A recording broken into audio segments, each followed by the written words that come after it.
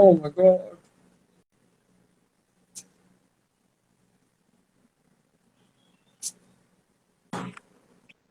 Oh my Oh, God. finally.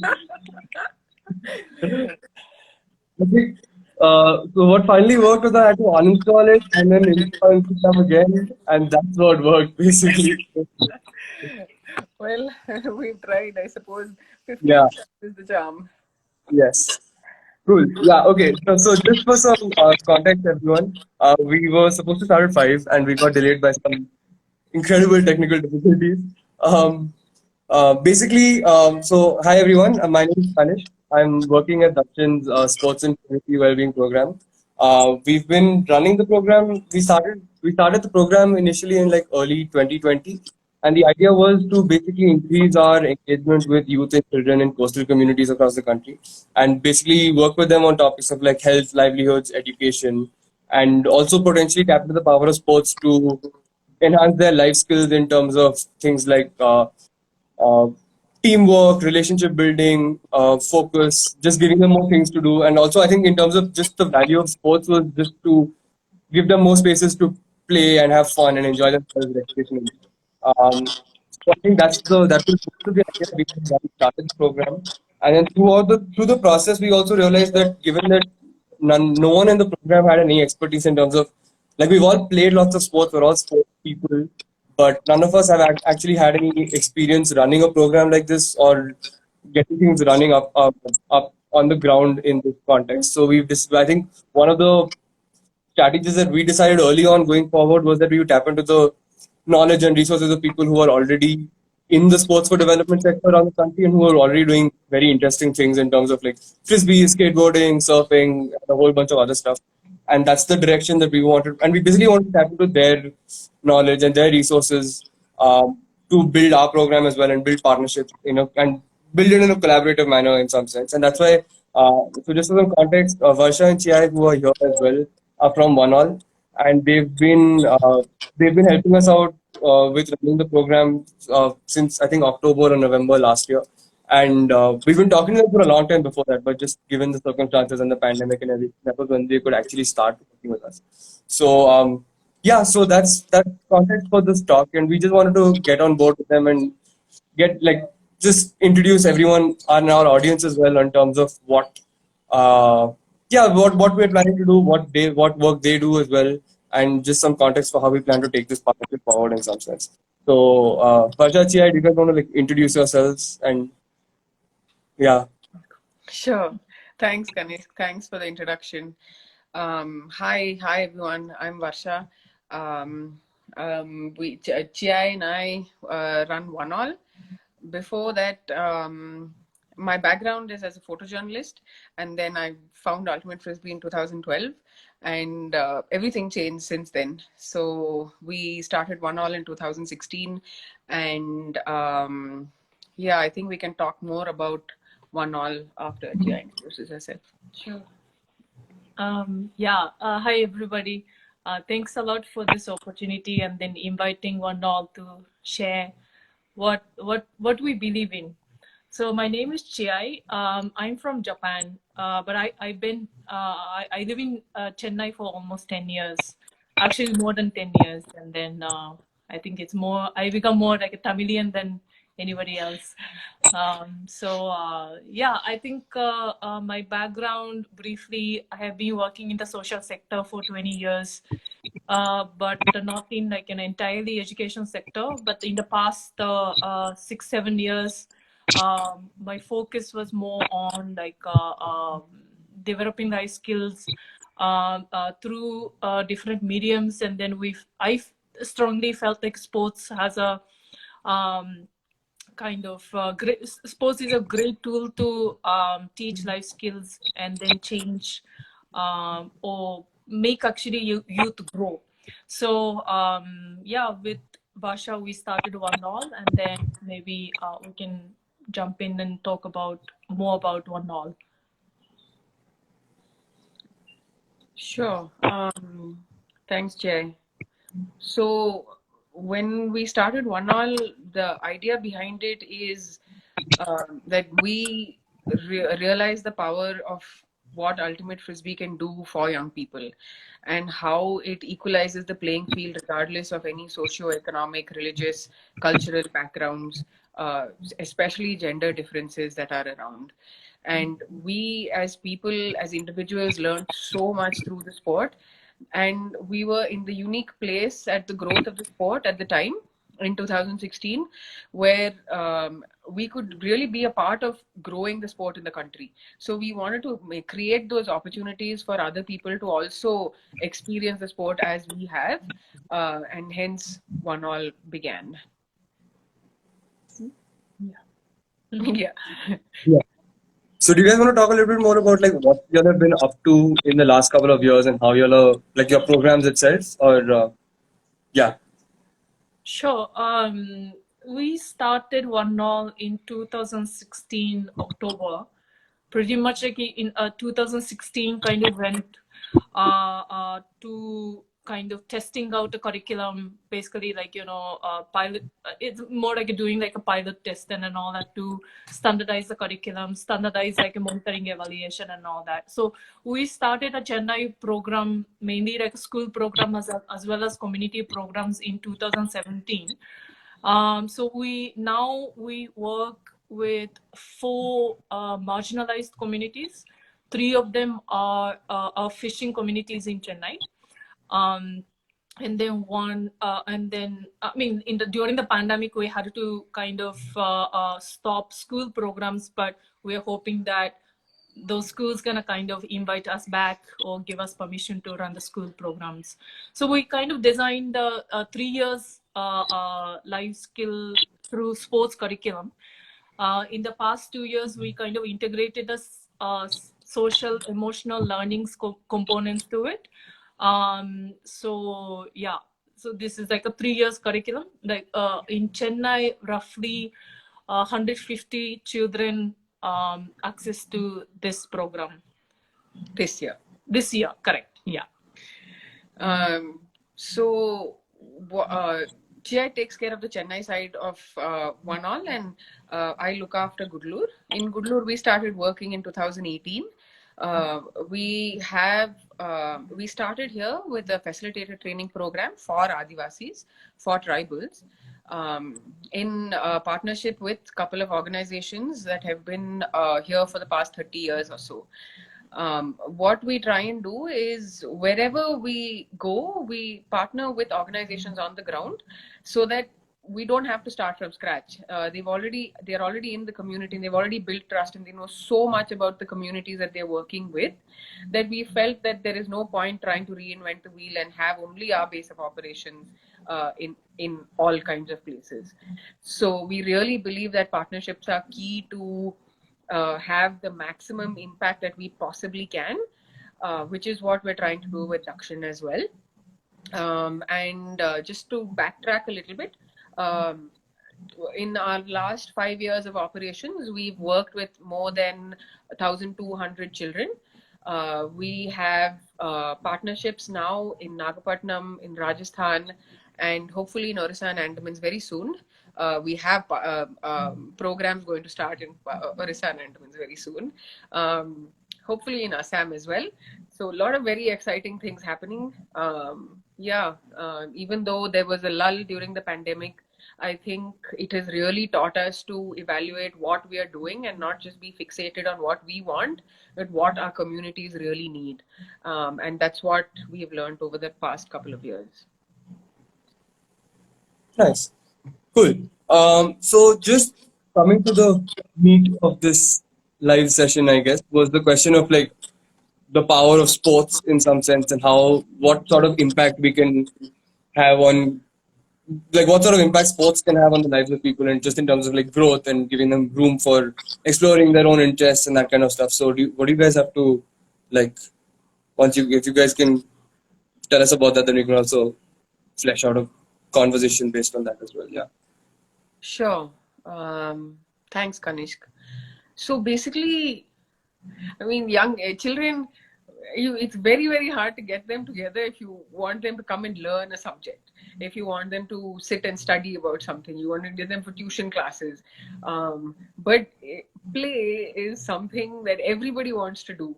and unless you have had a negative there was something negative that happened in your life with sports, unless you're teased or you weren't given certain opportunities, you were excluded from something.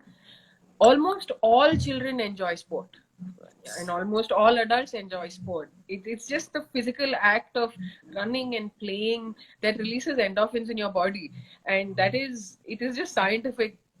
I mean, it's just the truth. So it's our minds that are really stopping us from enjoying sport, and not the act of playing itself. So we have found that using ultimate frisbee as a tool to bring young people together is just so powerful that you can use the attention that you have of young people for anything else after that, to talk to them about anything else through the sport. And ultimate frisbee itself has spirit of the game already included within the codified rules of the sport, which makes it really, really powerful to as a tool to teach young people life skills and values and any other topics that you want them to learn about. Nice. Yeah, I think that's basically what we've been trying to do through Dakshin as well, just in terms of like giving them a space to, yeah, giving kids a place to enjoy themselves and have fun. I mean, I've been playing sports since I was like 3, basically, like in a variety of them. But the thing is that like, I think the impact it's had is just in terms of like being more empathetic towards other people, just in terms of like being more understanding of other people on the playing field and being more cognizant of the fact that there are other people that you have to share the field with and pass the ball to or do this and that or whatever. I think it's changed the way. I mean, I would like to think that it's sort of shaped who I am as a person, and that's something that, I mean, one of the reasons why I joined this program to help get on board was also because I felt like that was something incredibly powerful that we could also share with other people, and that maybe also I think the thing was that in some of the places, in some of the communities where we work, it's very difficult for people to. I think for sometimes other things take priority over sports, and that's a bit of a shame because there's a lot of scope for growth in that sense. And for some people, like I mean, I guess for some, like if you end up going someone and being like, why don't you all play more sports? They'll just be like, it's not important to us at this point because we have more important things to deal with. But then I guess the thing is also that there's a lot of scope for growth and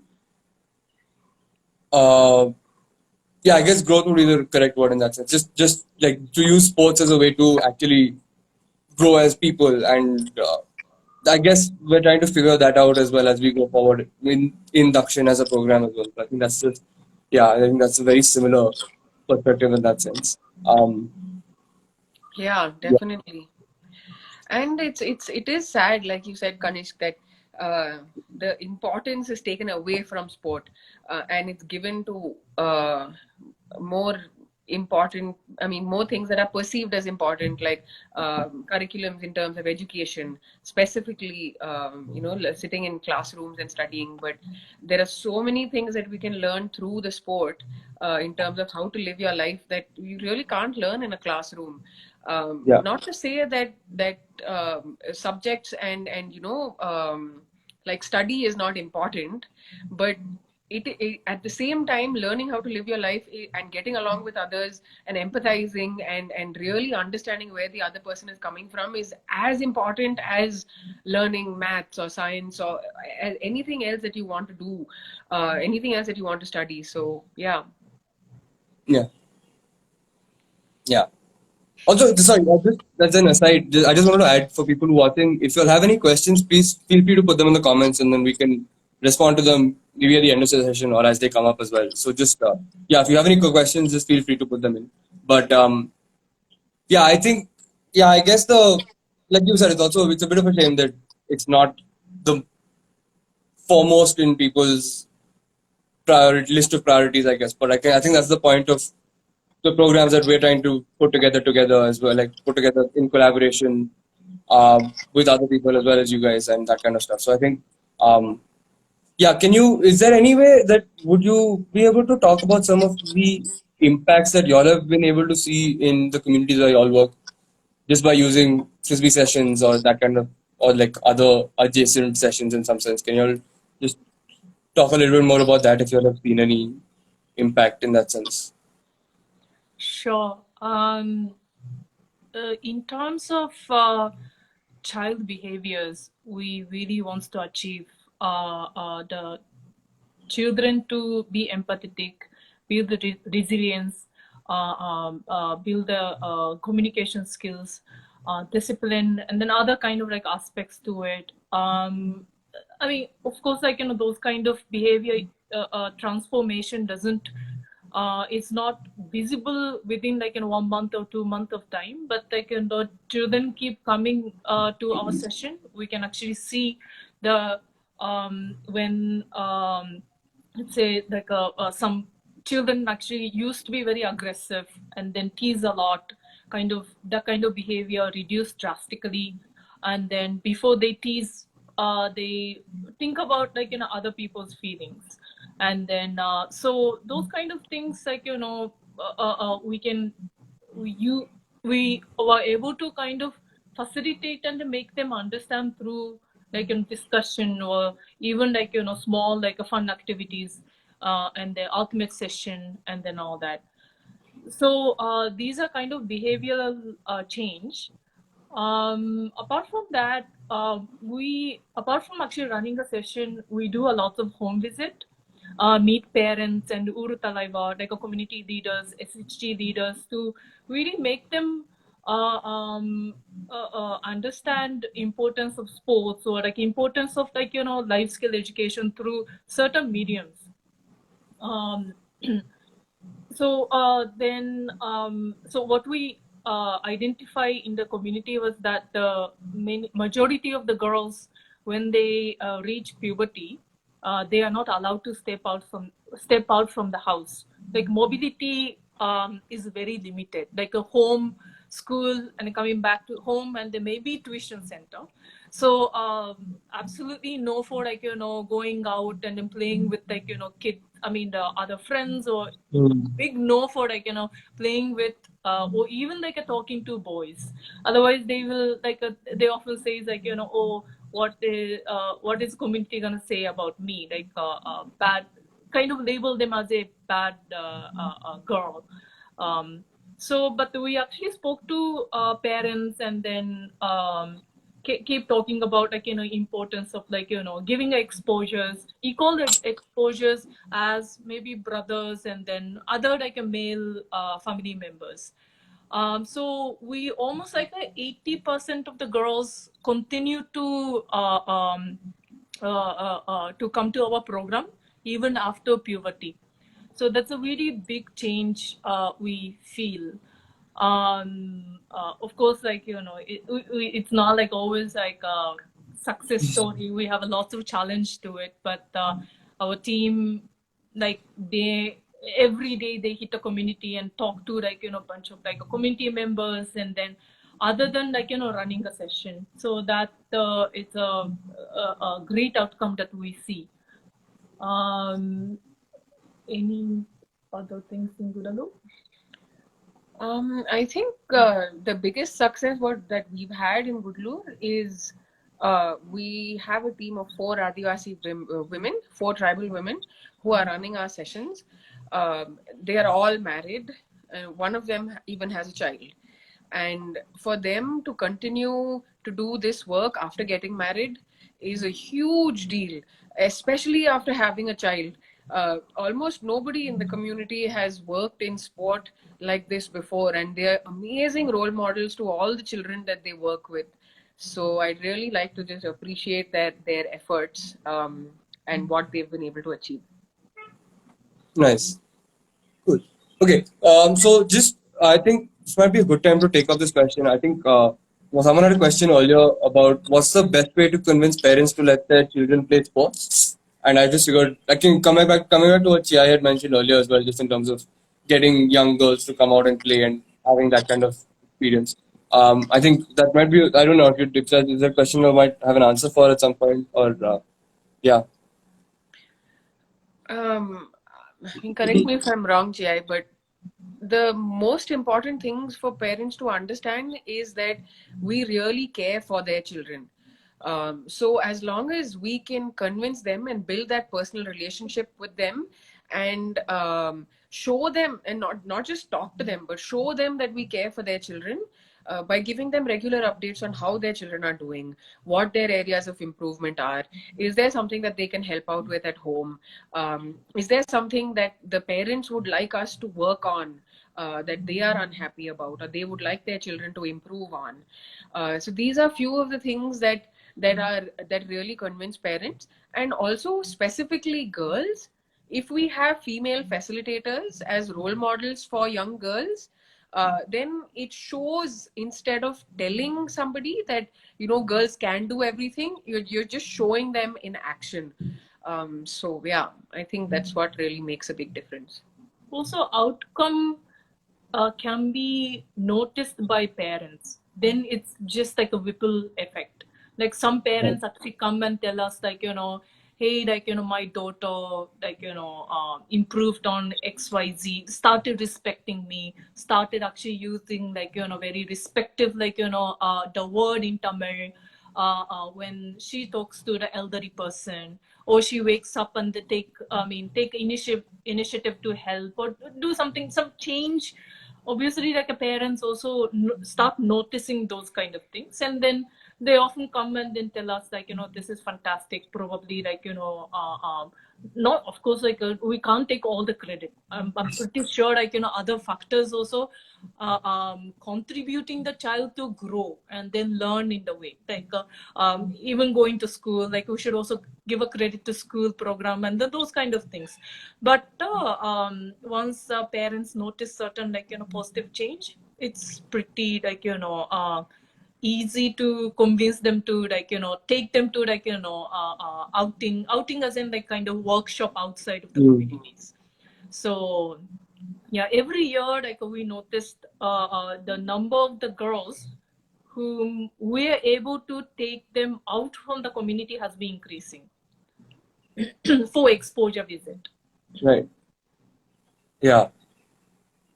So, yeah, interesting. I think the question, I guess the next way to move ahead with this would also be in terms of, like, I know Dakshin, at Dakshin, what we're trying to do through sports is also, as well as also build overlaps with a whole bunch of other aspects and other programs that are going on at Dakshin in terms of, like, I mean, we've also spoken about this on other conversations that we've had, just in terms of things like health, livelihoods, education, and just more wildlife and environment focused aspects of our work.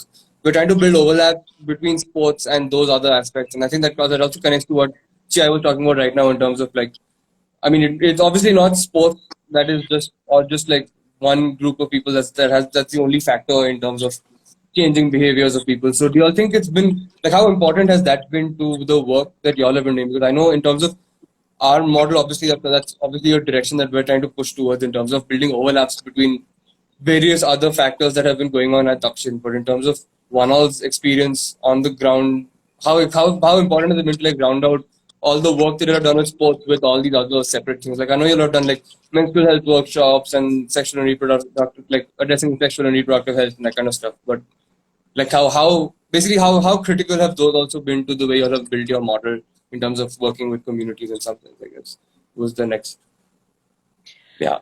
So, like I'd mentioned before, we always try and partner with organizations on the ground that are already working on issues that they have identified are key to the communities that they're working in. So we can't possibly work with sport in isolation. It has to be a glue for something else. Something else that really has to be, that's life for the community, that has to be addressed by the community. But a tool to do that is through sport. So we try and include, we start off with the basic sport, and then we try and teach them basic life skills and values. And after they have some kind of understanding of the team and themselves and their own identity, and they build that confidence, we bring in other issues that the partners are already dealing with, whether again it's livelihoods or environmental issues or confidence, or showcasing your abilities to the outside world, unity and bringing people together in here in Gudalur, bringing tribes together, providing a platform for young people to express themselves confidently. Um, in Nagapattinam, it was education. In Shamtalia, it was conflict resolution along with education. So there are many different things that intersect this in this program, and that I think is what is really key to making this contextual and relevant, because we are sports people. We can't just keep saying just play sports. What are you going to do with that after that? We're not promising young people you play sport because you're going to get opportunities as a sports person later on, and that is why it's important. But you're saying use the sport and do more with it, and not just leave it at that. Yeah, and then in addition to what Varsha said, through sport, what we envision is to teach life skills. Life skill can be used in in any platform, as in when they grow, we want youth or anybody to be empathetic in workplace, or even at the family level, even community level, wherever you go, you respect other people, and then embracing yourself. Those kind of skills are really, I'm not saying useful, but can be, it can inspire others as well. So sports is, it's just a tool for us to teach such values and then life skills. Nice. Cool. Okay. So I guess we can move on to the next bit, which is basically talking about our partnership as well between Dakshin and One All and how we plan to take this forward. So I guess just for people watching, what we're trying, I think we've been, I think when we had spent some, from Dakshin, we had spent some time in Orissa conducting a scoping study back in, I think August and September last year, 2021.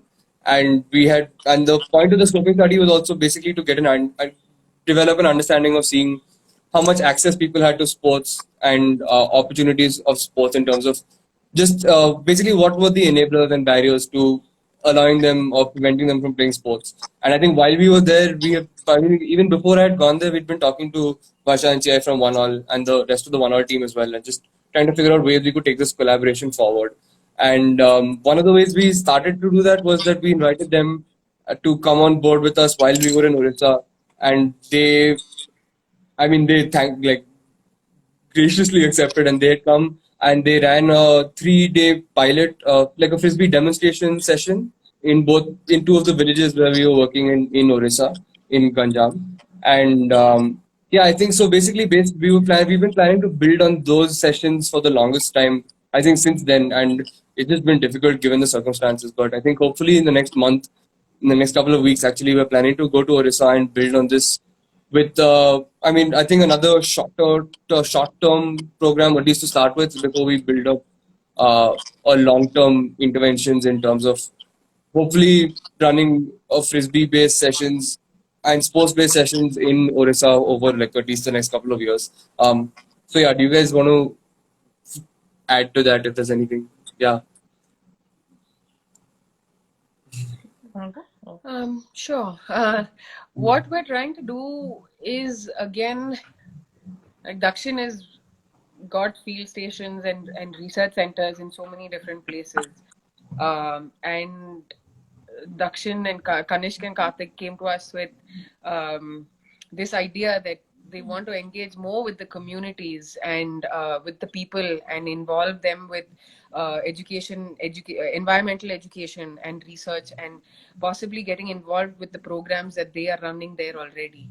So how we're looking at this is, again, like we mentioned before, using sports as a tool to bring the community together, so that Dakshin can use that space that we create using the sport for other things that they want to do, whether it is running education programs or involving young people with research, or conducting more surveys and trying to find out what changes have been going on around the communities, or whatever it is that Dakshin wants to do with these young people. And I think for us, for both the organizations, the main aspect is creating a sustainable program that will feed into itself, and eventually we as one all, our facilitators will not be needed in that space, because we want to teach young people from the communities that they come from to run our sessions for their own children and youth who are around them. And once we create that cycle, then it really is up to Dakshin to plug in whatever you want in that space, and that can continue over years, and it can just build and just grow, and you can connect all the possible communities that you're working with to share what they've learned with each other, and the possibilities are just endless. So it's just very exciting. It's very exciting to be in this space right now. Yeah.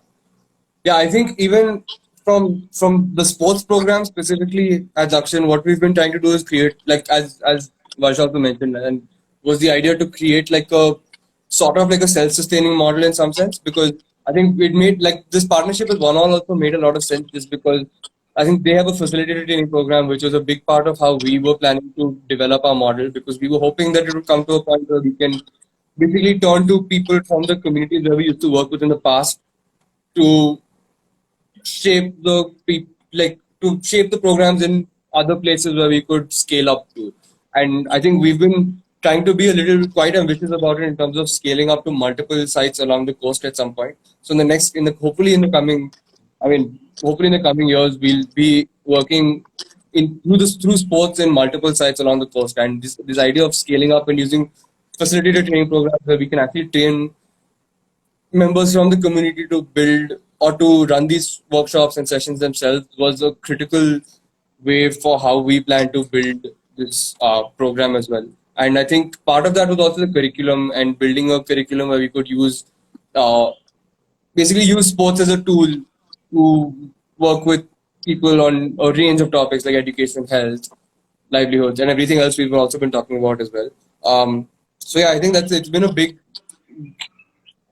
push for, like, that's the big drive behind how we're trying to move forward with this program. Yeah, so I think that's the broader strokes in terms of how we hope to take this forward. So yeah.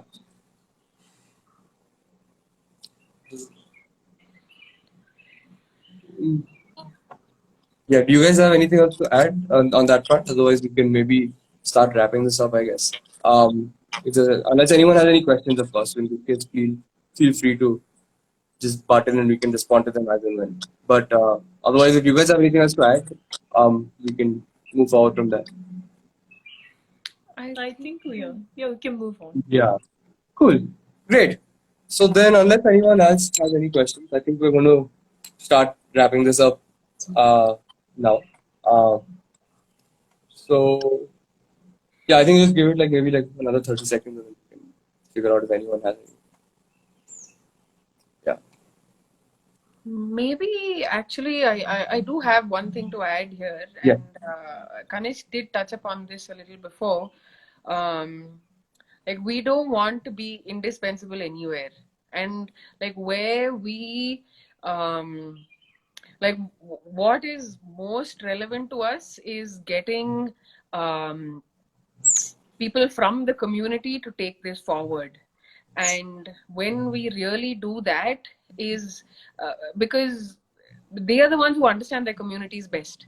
We can't go in as outsiders and go and tell someone that this is what you need. We need to not help, I wouldn't say help. We need to empower them to figure that out themselves. We need to enable them to make that decision and see those choices and figure out what it is that their communities really need. And that is what we're really trying to do. And that's why it's really exciting to have partners like Dakshin, because we see eye to eye on all of these issues. And yeah, so again, very excited at the possibilities of what is going to happen in the next 3 to 5 years. Yeah. Cool. Okay. Great. Thanks, guys. Thank you everyone else who's also joined on. And for latecomers, sorry, you'll haven't been able to watch. But yeah, this is going to be up on our feed anyway, so you can log on that and check it out. But yeah, okay. So I think we're going to wrap up there. And cool. Thanks, Varsha. Thanks, Chia. Great speaking to you all. And definitely Thanks. probably going to get on call with you soon as well, so we can figure this out. Yeah. Yeah, Cool. thanks, Kanishk, Okay. and thanks for Yeah. everyone else also for being so patient with us through all the technical difficulties that we went through to try and get this started. So thanks everyone for your patience and your time. Great. Cool. Okay. Thanks, everyone. See you guys. See Bye. you.